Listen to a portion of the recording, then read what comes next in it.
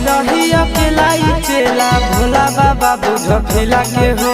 कबल रही अकेला चेला भोला बाबा बुझ फिला के हो। देवा घरा एलिया जामु जिला से हो छोड़ी ढीला लगाई दे मोर ढीला से हो। बाबा एलिया ना बात जिला से हो छोड़ी ढीला लगाई दे मोर ढीला से हो। कबल रही अकेला चेला भोला बाबा बुझ फिला के हो।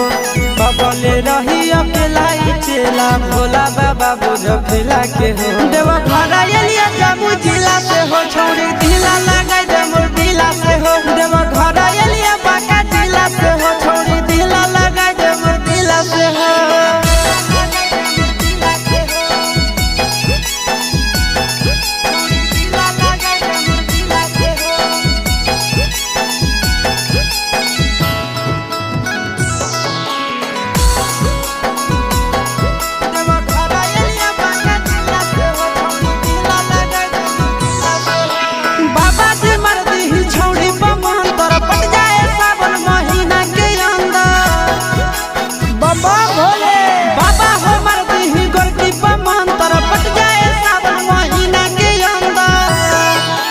हर साल जलवा ढारे ले अइबो पैदल चाहे सकीला से हो।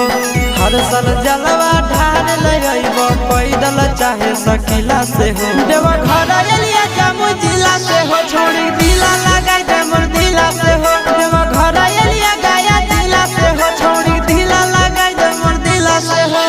ए बाबा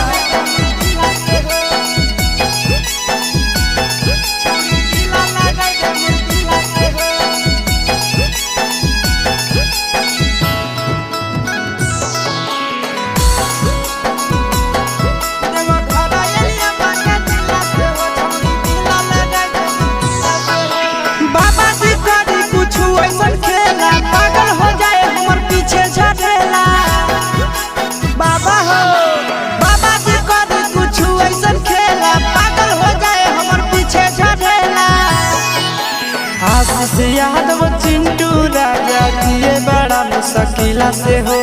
आशीष यादव नंदन यादव जिए बड़ा मुश्किला से हो। देवा घरा एलिया मुंगेर जिला से हो